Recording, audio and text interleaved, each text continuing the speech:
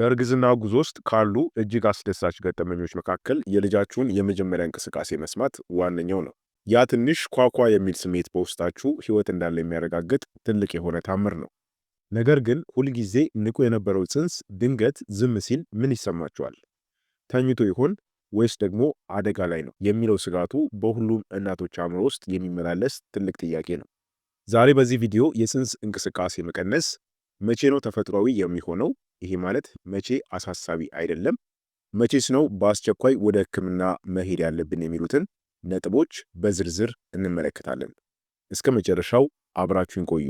እኔ ዶክተር አማኑኤል ነኝ። ቪዲዮውን ላይክ በማድረግ ጀምሩት። መልካም ቆይታ ይሁንላችሁ። በመጀመሪያ ደረጃ ጽንስ እንቅስቃሴ የሚጀምረው መቼ ነው የሚለውን እንይ። አብዛኛውን ጊዜ የመጀመሪያ እርግዝናቸው የሆኑ እናቶች እንቅስቃሴውን መለየት የሚጀምሩት ከ18 እስከ 24ኛው ሳምንታት ባለው ጊዜ ውስጥ ነው። ሁለተኛ ወይም ደግሞ ሶስተኛ ልጃቸውን የሚወልዱ እናቶች ደግሞ ቀደም ብለው እስከ 16 ሳምንት ባለው ጊዜ ውስጥ ሊሰማቸው ይችላል። መጀመሪያ ላይ የሚሰማው እንቅስቃሴ እንደ ቢራቢሮ በረራ ወይም ደግሞ አረፋ ብቅ ብቅ የሚል ስሜት ሊሆን ይችላል። ልክ በቆዳችሁ ላይ ቢራቢሮ ሲበር እንደሚሰማችሁ ስሜት ማለት ነው። እርግዝናው እየገፋ ሲሄድ ግን ግንኙነታችሁ እየጠነከረ ይመጣል። ልጁ መምታት፣ መገለባበጥ እናም ደግሞ መራገጥም ይጀምራል። ይህም እንቅስቃሴ የጽንሱ የጤና ሁኔታ መለኪያ ወይም ደግሞ ባዮሜትር ነው። ብዙ እናቶች ልጃቸው ለተወሰነ ሰዓት ዝም ሲል ይደነግጣሉ። ነገር ግን እንቅስቃሴ መቀነስ ሁልጊዜ አደጋ አይደለም። ጤናማ የሚሆንባቸው ማለትም አሳሳቢ ሳይሆን የጽንስ እንቅስቃሴ የሚቀንስባቸው ምክንያቶች አሉ። ይህ ለምን ይሆን ካላችሁ ምክንያቶቹን ልንገራችሁ። አንደኛው ጽንሱ እንቅልፍ ከያዘው ወይም ደግሞ ከተኛ ነው። ልክ እንደኛ ሁሉ ጽንስም በሆድ ውስጥ ይተኛል። አብዛኛውን ጊዜ ከ20 እስከ 40 ደቂቃ አንዳንዴም ደግሞ እስከ 90 ደቂቃ ድረስ ተኝቶ ሊቆይ ይችላል። በዚህ ሰዓት ታዲያ ምንም አይነት እንቅስቃሴ ላይሰማችሁ ይችላል። ሁለተኛ ደግሞ የእናቶች ስራ ትኩረት ነው። እናት በስራ ስትጠመድ ወይም ደግሞ በከፍተኛ እንቅስቃሴ ላይ ስትሆን የልጁን እንቅስቃሴ ላታስተውሎ ትችላለች። ደግሞም እናቱ ስትንቀሳቀስ ልጁን ልክ እንደ መወዛወዝ ስለሚሆነው እንቅልፍም ሊወስደው ይችላል። ሶስተኛ ደግሞ የእርግዝናው ደረጃ ነው። እርግዝናው 32 ሳምንታትና ከዛ በላይ ሲሆን ልጁ እያደገ ስለሚመጣ በማህፀን ውስጥ ያለው ቦታ የሚጠበው ይሆናል። በዚህ ጊዜ ልጁ እንደ ድሮ እንቅስቃሴ አያደርግም ማለት ነው። ይልቁንም ጠንከር ያሉ መገላበጦችን የሚያደርግ ይሆናል ማለት ነው። ሌላው ምክንያቱ የእንግዴ ልጅ አቀማመጥ ነው። ይሄ ማለት የእንግዴ ልጃችሁ በማህፀን ፊት ለፊት ግድግዳ ላይ ይሄ ማለት አንቴሪየር ፕላሴንታ ከሆነ የልጁ ምት እንደ መከላከያ ሆኖ ስለሚጋርደው በደንብ ላይሰማችሁ ይችላል ማለት ነው። ስለዚህ በእነዚህ ምክንያቶች ማለትም በእነዚህ ተፈጥሯዊ ምክንያቶች የጽንስ እንቅስቃሴ ላይሰማ ይችላል ማለት ነው። አሁን ወደ ዋናው ነጥብ እንምጣ። መቼ ነው የሚያሰጋው ለሚለው አሁን የምነግርሽን ምልክቶች ካጋጠሙሽ ችላ ማለት የለብሽም። አንደኛ የ2 ሰዓት ህግ ተጠቅመሽ።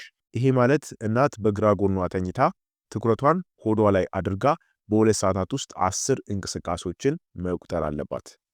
ይህ ካልሆነና ልጁ በጣም ዝም ካለ ችላ አትበይ። ሁለተኛ ደግሞ ድንገተኛና ከፍተኛ ለውጥ ካየሽ።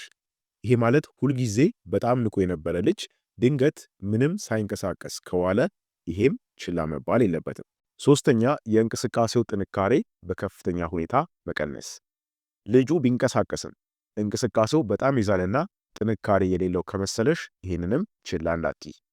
ሌላው በአራተኛ ከሌሎች ምልክቶች ጋር ሲመጣ። ይሄ ማለት የጽንሱ እንቅስቃሴ መቀነስ ሌሎች ምልክቶችንም ይዞ አብሮ ከመጣ ለምሳሌ የእንቅስቃሴ መቀነሱ ከደም መፍሰስ፣ ከከፍተኛ ራስ ምታት፣ ከእይታ መጋረድ ወይም ደግሞ ከሆድ ቁርጠት ጋር አብሮ ከመጣብሽ እነዚህን ምልክቶች ካየሽ ጽንሱ በቂ ኦክሲጅን ወይም ደግሞ ምግብ ከእንግዴ ልጅ እያገኘ እንዳልሆነ ስለሚያመላክቱ ፈጽሞ ችላ ማለት የለብሽም ማለት ነው። ልጅሽ እንቅስቃሴው የቀነሰ ከመሰለሽ ይሄን አስተውይልኝ።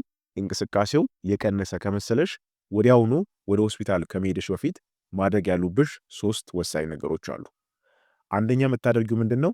ጣፋጭ ነገር ጠጪ ወይም ደግሞ ብይ። እንደ ብርቱካን ጭማቂ ያሉ ነገሮች በልጁ ደም ውስጥ ያለውን ስኳር ከፍ በማድረግ እንዲነቃቃ ያደርጉታል። ቀዝቃዛ ነገርም ወስደሽ ቼክ ማድረግ አለብሽ። ሁለተኛ፣ በግራ ጎንሽ ተኝተሽ እረፍት አድርጊ። ይህ አቀማመጥ ወደ ማህፀን የሚሄደውን የደም ዝውውር ይጨምራል፣ ለጽንሱም በቂ ደም እንዲያገኝ ይረዳዋል ማለት ነው። ሶስተኛ ማድረግ ያለብሽ ከጽንሱ ጋር ወይም ደግሞ ከልጅሽ ጋር መነጋገር ነው። ሆድሽን እየዳበሽ በድምፅ ወይም ደግሞ በሙዚቃ ለማነቃቃት ሞክሪ። ታዲያ እነዚህን 3 ነገሮች አድርገሽ በ2 ሰዓታት ውስጥ ምንም ለውጥ ከሌለ ከእንቅስቃሴ መቀነሱ ጋር ደግሞ የደም መፍሰስ፣ የሆድ ቁርጠት ወይም ደግሞ የፈሳሽ መፍሰስ ካለ ወዲያውኑ ወደ ሐኪም ቤት መሄድ ይኖርብሻል ማለት ነው። ቅድሚያ ግን አሁን ያልኩሽን 3 ነገሮች ይሄ ማለት እንቅስቃሴው የቀነሰ መስሎ ከተሰማሽ እነዚህን 3 ወሳኝ ነገሮችን በማድረግ በ2 ሰዓታት ውስጥ ልዩነቱን ቼክ ማድረግ አለብሽ። ነገር ግን ከ2 ሰዓታት በኋላ ምንም አይነት እንቅስቃሴ ካላየሽ በቶሎ ወደ ሕክምና መሄድ ይጠበቅብሻል ማለት ነው። ሐኪሞችም የልብ ትርታውን በነን ስትረስ ቴስት ወይም ደግሞ በአልትራሳውንድ አይተው ማረጋገጫ ይሰጡሻል ማለት ነው። ስለዚህ እነዚህን ወሳኝ ነገሮችን ማድረግ ይጠበቅብሻል። ይህ ሆኖ ግን ምንም አይነት እንቅስቃሴ ከሌለ እንዳልኩሽ ወደ ሆስፒታል ወይም ደግሞ ወደ ሐኪም ቤት መሄድ ይጠበቅብሻል ማለት ነው። ስለዚህ የፅንስ እንቅስቃሴ መቼ አሳሳቢ ነው፣ መቼስ ደግሞ ተፈጥሯዊ ነው የሚለው በዚህ መልኩ መረዳት ያስፈልጋል። የዛሬው መረጃዬ ይህን ይመስላል። ይህ ቪዲዮ ለሌሎች እናቶችም እንዲደርስ ላይክ እና ሼር ማድረጋችሁን አትዘንጉ። በማንኛውም የጤና ጥያቄ ዙሪያ አስተያየቶችም ካላችሁ ኮሜንት ላይ አስቀምጡልኝ። ለጤናችሁ ጥንቃቄ አድርጉ። ሰላም ቆዩ።